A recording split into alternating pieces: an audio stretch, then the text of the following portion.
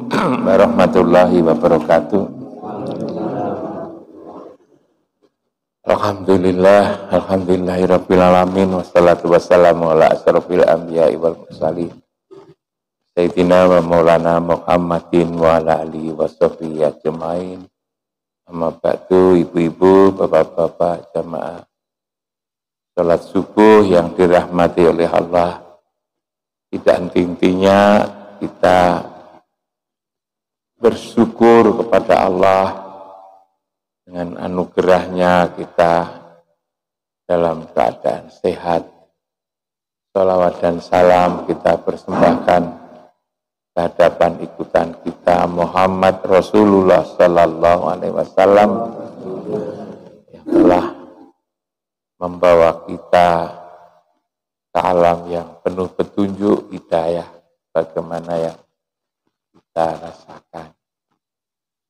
Kita juga bersyukur pada hari ini puasa kita sudah sampai kepada minggu kedua. Ini sudah hari Selasa, kita dulu memulai puasa bulan hari Selasa. Yang sekarang sudah mulai lagi hari Selasa, berarti 1 minggu sudah kita lewat. Terasa singkat rasanya itu. Hari-hari ini kita lalui. Ibu dan bapak-bapak sekalian, banyak orang itu bertanya pada saya, kenapa ceramah-ceramah saya itu dititeni, katanya kok banyak membicarakan tentang Baitullah, tentang Ka'bah. Itu sebetulnya ada apa? Kok sepertinya begitu penting, ya katakan. Jarang katanya orang yang membahas tentang Ka'bah, tentang Baitullah itu berulang-ulang. Ternyata itu dititeni. Apa yang saya sampaikan itu. Memang begini, Bu dan bapak-bapak sekalian. Tempat itu sebetulnya begitu penting. Tempat itu begitu penting. Tetapi banyak dilupakan orang. Sehingga lalu kemudian, ya kalau Allah dan Rasul mengatakan itu, menunjukkan itu penting, lalu dilupakan, orang lupa itu kan, juga lalu kemudian tidak dapat untung. Orang lupa itu kan lalu bahaya sebetulnya. Nah, kenapa ini? Saya renungkan begini, Bu dan bapak-bapak sekalian. Saya memang mencari-cari sejak dulu tentang Baitullah ini, tentang rumah Allah ini. Kok lalu, coba kita renungkan bersama. Setiap hari, umat Islam itu 5 kali sehari semalam harus menghadap ke tempat itu. 5 kali sehari semalam harus menghadap itu. Wong sak ngalam dunya coba. Itu ada apa? Orang Indonesia, Malaysia, Singapura, Brunei menghadap ke barat. Orang Rusia menghadap ke selatan. Orang Yaman, orang Sudan menghadap ke utara. Orang Inggris, Perancis, Belanda, Jerman, Belgia ngadepnya ke timur, ngadepnya ke tempat itu. Orang kalau lagi umroh atau lagi haji, sholat 5 waktu, semua juga menghadap ke titik itu. Itu ada apa sebetulnya itu? Apa sebetulnya rahasia daripada tempat itu kok begitu pentingnya Wong sak alam dunya itu disuruh untuk ngadep di tempat itu. Kita tadi sholat juga menghadap ke kiblat. Kiblat kita itu adalah Baitullah di Mekah Mukarramah. Kok lalu kemudian tidak ke Madinah? Padahal makam Rasulullah itu ada di Madinah. Kok lalu ke Mekah? Ini ada apa ini sebetulnya itu? Lalu kemudian begitu pentingnya pula semua umat Islam ini minimal sekali dalam hidupnya itu bagi yang mampu, bagi yang mampu itu untuk datang berziarah ke tempat itu lewat haji atau umroh, minimal sekali berziarah ke tempat itu bagi yang tidak mampu. Bagi yang tidak mampu, supaya secara berhakikat merasa atau ingat hatinya di tempat itu. Hatinya di tempat itu. Merasa atau ingat hatinya ada di situ. Tubuhnya ada di mana-mana. Tetapi ingatannya harus di tempat itu. Kan lalu bertanya kita ini. Ada apa sebetulnya tempat? Ternyata ibu dan bapak-bapak sekalian, itu diterangkan loh di dalam Al-Quran itu. Jadi bukan ngarang sebetulnya. Di Quran itu dijelaskan. Qad naro taqalluba wajhaka fis sama falanwaliyannaka qiblatan tardoha fawalli wajhaka syatrul masjidil haram. Aku melihatnya, engkau mengadahkan wajahmu ke langit, maka aku palingkan ke kiblat yang kau sukai. Di mana itu? Wawali wajhaka syatrul masjidil haram. Palingkan wajahmu ke Masjidil Haram. Jadi ada perintah sebetulnya. Umirtu an a'buda robba hadhil baldatil ladzi harrama walau kullu syai'in wa umirtu an akuna minal muslimin. Aku terperintah untuk menyembah Tuhan di tempat yang mulia ini, tempat yang mulia. Namanya Masjidil Haram. Masjid itu tempat sujud, haram itu mulia. Tempat sujud yang mulia. Kenapa disebut sebagai tempat sujud yang mulia? Karena di situ ada orang mulia sebetulnya. Bukan karena tempatnya, tapi ada yang mulia. Siapa yang mulia itu? Adalah Rasulullah sebetulnya. Di Quran dikatakan la uqsimu bihadzal balad wa anta khillu bihadzal balad wa walidi wa ma walad. Aku bersumpah dengan negeri ini. Sesungguhnya engkau ya Muhammad ada di tempat yang mulia ini. Wa walidi wa ma walad. Ada Rasulullah. Di tempat itu dijelaskan. Jadi sebetulnya ada alasan.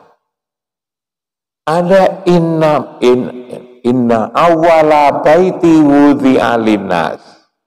Sesungguhnya yang mula-mula rumah saya nyatakan untuk seluruh umat manusia adalah bibakata mubarakan wa hudal lil alamin. Jadi rumah yang dinyatakan oleh Allah sebagai tempat yang dinyatakan sebagai rumah untuk seluruh umat manusia itu adalah bibakat. Di Mekah, yaitu yang dimaksud itu adalah di Masjidil Haram itu di Masjidil Haram, di situ lalu ada apa namanya? Ada bangunan itu disebut dengan Ka'bah. Ka'bah itu ditinggikan oleh Ibrahim dan Ismail putranya.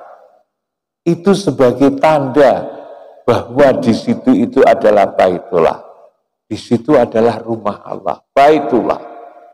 Tetapi pengertian seperti ini, pengertian bait apa Tuhan kalau begitu di situ, sebenarnya adalah kalau kita bicara agama itu bicara yang gaib sebetulnya, yang tidak bisa dilihat.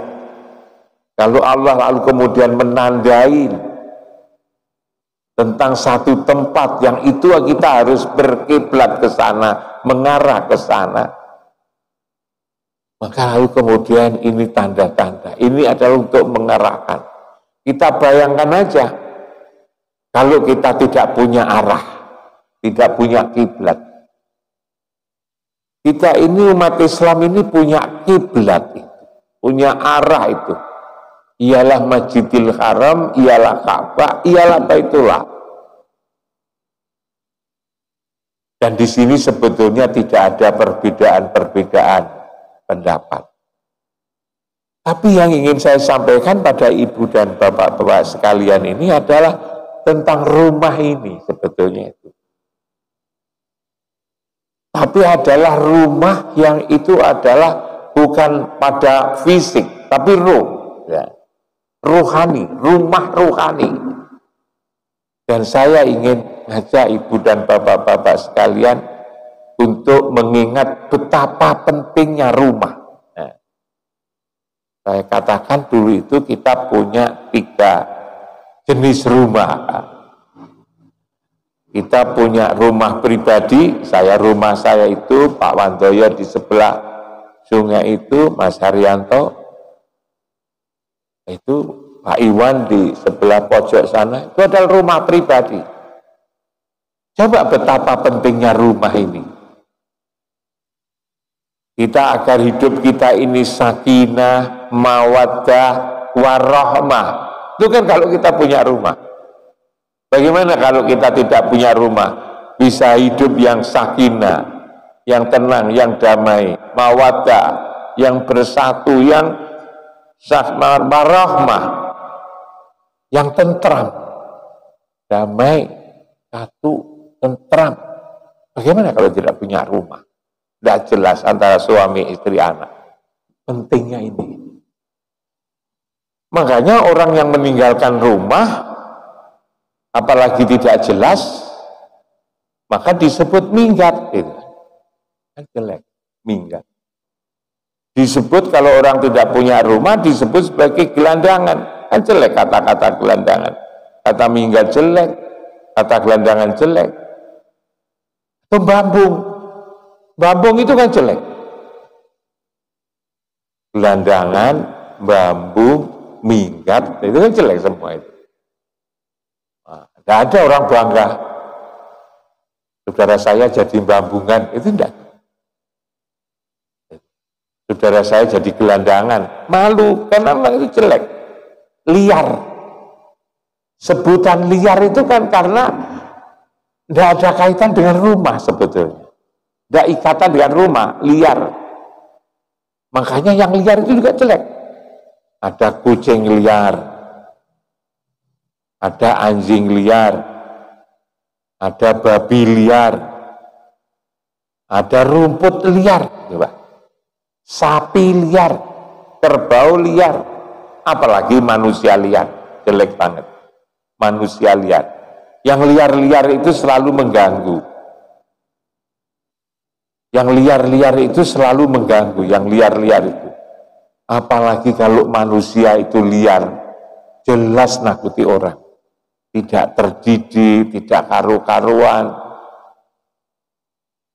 Karena itu maka lalu ada ditata kita ini hati kita agar damai, maka lalu ditunjukkan betapa pentingnya bait, betapa pentingnya rumah. Ibu dan bapak sekalian, kita ini punya 3 rumah itu. Jadi agar kita itu damai, kita ini tentram, kita itu bersatu, kita punya 3 rumah. Rumah pribadi, yang itu tadi, kalau kita lungo tidak jelas, namanya minggat, bambu, gelandangan. Kita punya rumah yang kedua ini rumah kita, masjid ini. Masjid ini kan tidak ada yang mengatakan ini rumahnya Pak Imam, tidak ada. Paling-paling rumah dekat rumahnya Pak Imam. Ini rumah kita bersama ini. Maka lalu kemudian juga harus kita datangin. Paling tidak 5 kali sehari semalam kita ada di sini. Agar hati kita tentram, damai. Atau paling tidak 3 kali lah. Subuh, maghrib, isya. Kalau tidak begitu ya 2 kali lah. Maghrib, isya. Atau maghrib, subuh. Kalau tidak begitu ya itulah. Paling tidak sekali maghrib misalnya. Sehingga lalu kemudian coba kalau kita punya rumah ini tidak kita datangi, mesti jadi bahan pertanyaan. Ini Pak Andim ini kok selamar ini? Ya di Jokowi. Jangan-jangan sakit gitu kan? Ditanya Pak Andim. Kita itu merasa nikmat kalau Pak Andim itu ada. Pak Wandoyo misalnya seminggu kok tidak ada, kemana ada Pak Wandoyo itu misalnya. Ini pertanyaan. Apalagi Mas Haryanto tidak ada. Sing imami sopo. Mas Ropik pas ke mana itu? Karangkates. Ya harus rumah. Lah rumah yang ketiga yang justru penting untuk seluruh umat manusia. Rumah yang justru penting. Itu adalah rumah ruhannya. Adalah Baitullah ini. Inna awwala baiti wudi alinasi lalladzi bibakata mubarakan, yang diberkahi wa hudalil alamin, itu di sini nih. Karena itulah ini juga harus kita sobo. Caranya nyobo bagaimana? Caranya datang gimana? Lewat sholat ini. Sehari semalam 5 kali kita sobo, kita tempati.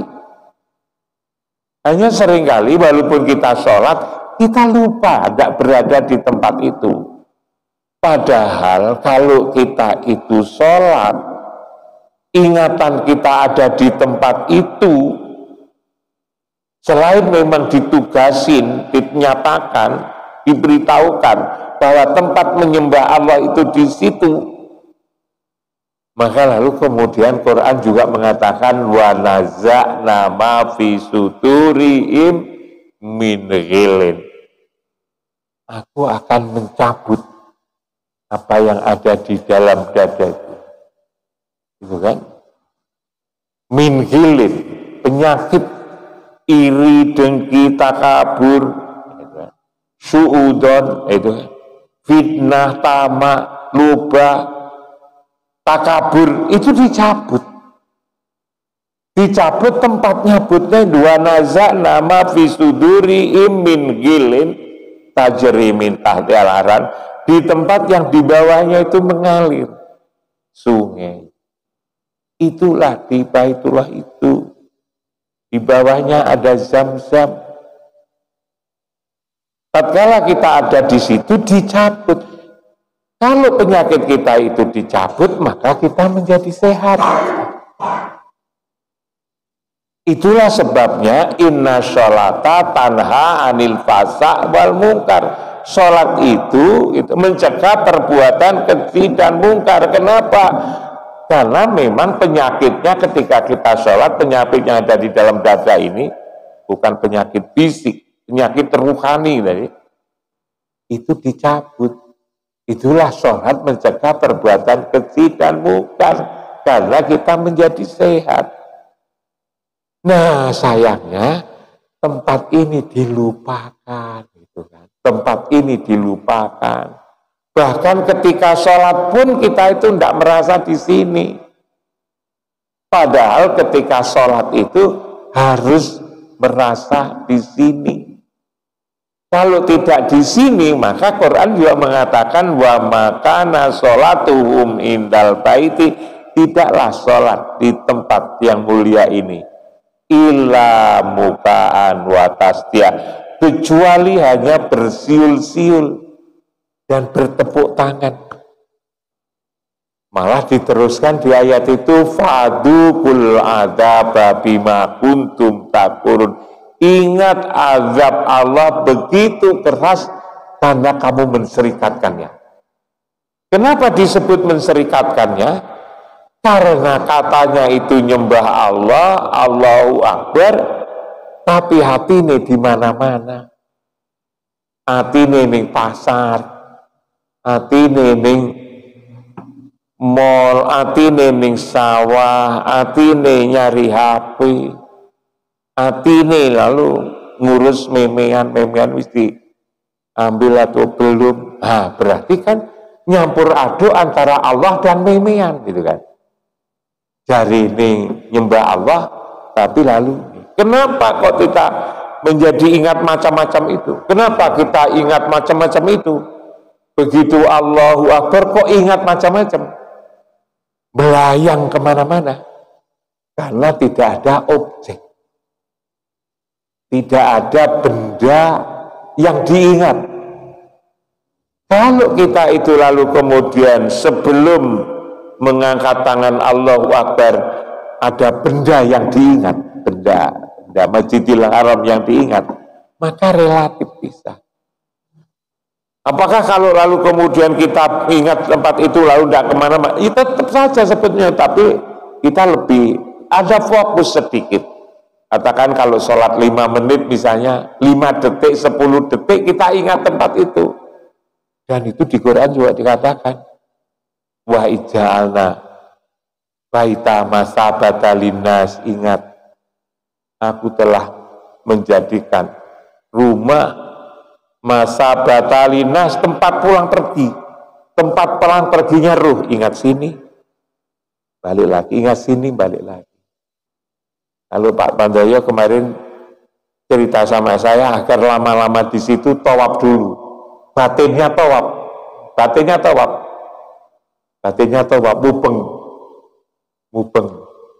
mubengi Ka'bah itu, bangunan Ka'bah itu awet di situ itu. Kita itu nanti punya rumah, dan tempat kembali, innalillahi wa inna ilaihi raji'un, itu roh kita itu kembali ke tempat. Karena itu tempat itu memang betapa pentingnya. Sehingga lalu kemudian saya berkali-kali menyampaikan seperti itu agar kita terbiasa, tapi juga masih dibantah. Wong salat saja kok ngadep situ, hatinya di situ. Lalu saya tanya, kalau enggak di situ sampai di mana? Kan mesti ada. Kalau enggak di situ sholat sampai di mana? Gitu. Waktu sholat itu, ya di mana-mana. Itulah yang enggak boleh. Sholat itu harus terfokus, hatinya ada di situ. Tapi bagi orang yang belum pernah ke sana kan susah itu. Ya memang susah, saya bilang. Tapi walaupun sampai belum ke sana, kalau sholat kan sampai juga ngadep ke sana. Masa lalu kemudian karena sampai belum ke sana, sampai ngadep ngidul, gini, ngadep ngitan, kan keliru, kan tidak ada yang begitu. Kan mesti percaya. Tapi memang namanya manusia itu suka membantah, namanya jidal. Manusia itu suka jidalan, suka berbantah. Tapi tidak apa-apa asalkan suatu saat melakukan perenungan. Jadi itu ibu dan bapak-bapak sekalian, kenapa saya banyak ngajak bicara tentang Baitullah, tentang Ka'bah ini, karena memang itu adalah tempat penting sekali bagi kehidupan. Bahkan seluruh kitab suci menyebut tempat itu dengan nama berbeda-beda. Taurat nyebutnya itu jantung alam, Zabur menyebutnya pusat dunia, Injil menyebutnya sumbu alam, Quran menyebutnya rumah Allah atau Baitullah. Nah, jadi kita disuruh ke situ setahun, seumur hidup paling tidak sekali. Semua kitab suci juga nyebut. Maka betapa pentingnya tempat itu yang sesungguhnya tidak boleh dilupakan. Karena di situ kita nanti akan kembali. Innalillahi wa inna ilaihi raji'un. Tubuh kita kembali asalnya tanah ke tanah, lalu kemudian ruh kita kemana? Ruh kita nanti kemana? Apa ke kuburan? Kok namanya kembali kok ke kuburan? Asalnya dulu tidak dari kuburan. Asalnya ditiupkan itu sebetulnya dari situ. Maka nanti kembali ke situ. Makanya orang haji itu lalu kemudian disuruh tawaf agar tahu rumahnya. Dulu kan saya ceritakan bahwa ibu saya di kampung kalau beli ayam mulai itu kan ya ayamnya pomah diubeng-bengi soko ping telu icul nih serai icul. Nah, kita jawab itu diubeng-ubeng nih Pak Adim waktu haji itu kan diubeng-ubeng ping pitu. Ya nanti itu tempat kembali sampean, rumah sampean di situ itu. Saya kira itu Ibu Bapak sekalian, perenungan di pagi hari ini saya ingatkan tentang betapa pentingnya rumah pribadi, rumah komunitas, dan yang terpenting lagi adalah rumah ruh yang ada di Baitullah itu, yang bernama Baitullah itu, yang di situ dinamain Arsy itu sebetulnya di situ. Baitul Makmur, Baitul Rahman, Baitul Rahim, Baitul Atik, Baitullah itu sebetulnya di situ dengan nama yang beraneka ragam. Kurang lebihnya mohon maaf, mudah-mudahan ada manfaat dan gunanya untuk kehidupan kita ini. Saya akhiri, Assalamualaikum warahmatullahi wabarakatuh.